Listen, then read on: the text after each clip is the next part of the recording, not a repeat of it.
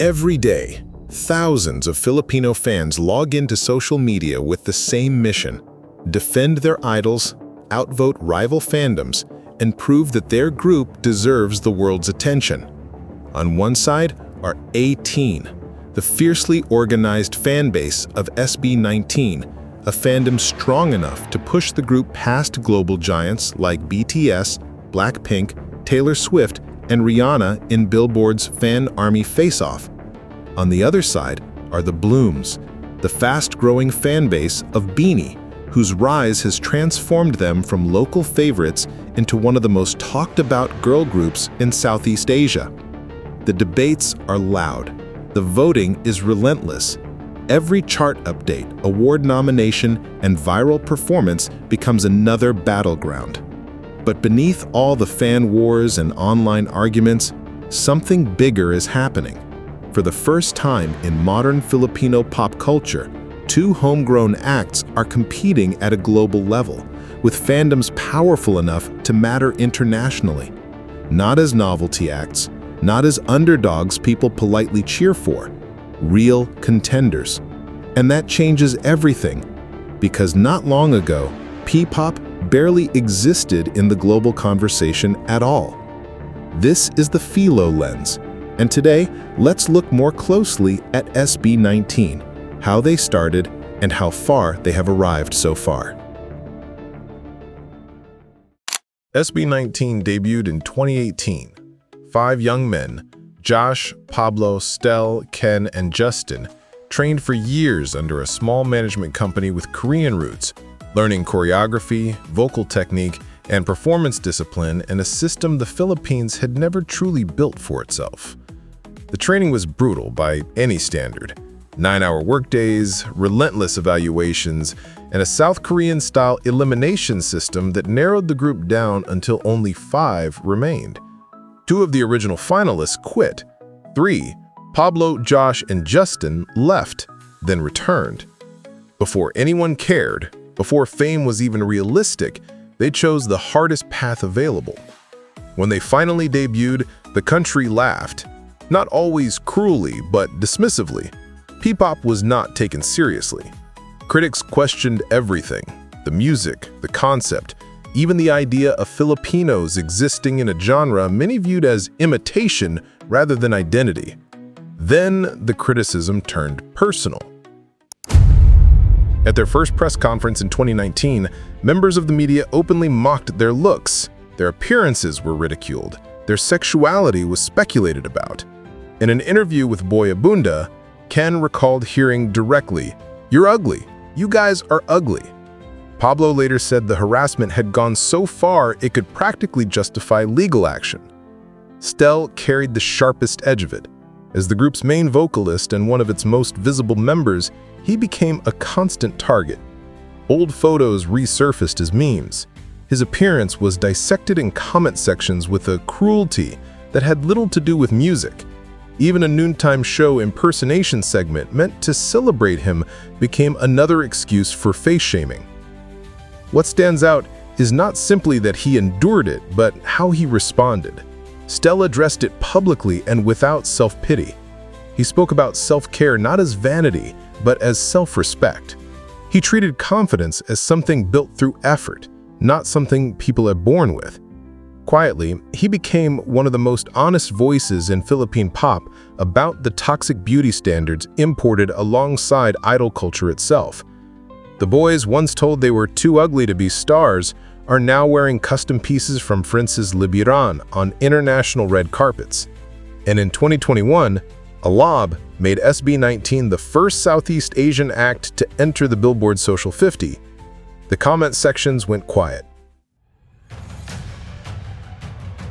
What separates SB19 from the Filipino acts that broke through before them is simple. They refuse to choose between being Filipino and being global. Their identity was never treated as something to sand down for international audiences. In Salamat, they showcased the white sand beaches and limestone cliffs of Palawan. Kalakaw centered on the Kariton, the local wooden pushcart associated with Manila's street vendors. Dongka captured urban street life with an honesty and roughness Filipino pop had long avoided. Their songs reference harana, the traditional Filipino courtship ritual. They mention the manananggal. They write about family obligation in a culture where honoring one's parents is both deeply valued and deeply complicated. None of it feels forced. None of it feels like cultural packaging for export. It feels lived in. They also write, produce, and choreograph much of their own work, a level of creative control rare in any pop industry, especially one as young as P-pop. Pablo, the group's leader, has become one of the most distinctive rap voices in Philippine music. Technically sharp, emotionally direct, moving between Filipino and English without either language feeling ornamental. When veteran OPM musician Chito Miranda of Parroquia Ni Edgar worked with Stell during The Voice Generations, he later spoke about how impressed he was, not only by the performances, but by how deeply involved the group was in shaping every aspect of its music. But the clearest demonstration of SB19's talent came on a single night in June 2024 at the Smart Araneta Coliseum. Stell had been invited as an opening act for David Foster's Asia tour.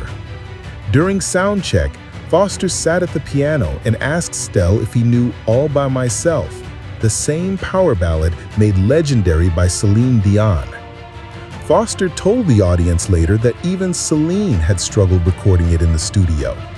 Then he told Stell he would get one shot. Stell sang the entire song live, one take, every note. 8,000 people watching, with David Foster at the piano beside him. When the performance ended, Foster turned to the crowd and said 2 words: "Wow, incredible." This was the same person once told he was too ugly to become a star. And the voice people tried to bury under mockery ended up singing one of pop music's hardest songs in front of the man who wrote it. So, back to the fandom war. 18 and Blooms, SB19 and Beanie, the kings and the queens of P-pop. Their fandoms locked in a battle that the entire Filipino internet is watching. The discourse can get heated, fandoms always can. But step back from the specific arguments and look at what the war actually represents. In 2018, there was no P-pop fandom worth mobilizing. There was no genre confident enough to have internal competition. There were individual Filipino acts doing their best on a stage that nobody had built for them. There was no Billboard Fan Army Championship to compete in because no Filipino act had ever been relevant enough to enter. Now there are 2, competing globally, voting in the millions, forcing international platforms to notice that Filipino fandoms are among the most organized, most passionate, and most effective in the world. 18 and Blooms are not enemies. They are evidence. Evidence that P-pop is real, that Filipino music has arrived, that the genre SB19 helped build from the rubble of ridicule is now big enough to have a civil war inside it. And the war itself is a sign of health. SB19 were told they were a K-pop copy. They were told P-pop wasn't real music. They were told the Philippines didn't have the infrastructure, the industry, or the appetite for what they were trying to build.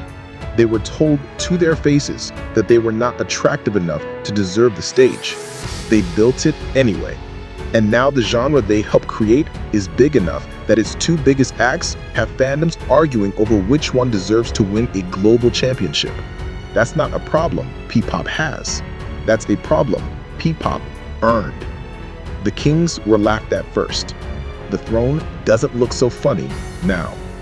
This is the Filo Lens. We'll see you in the next one.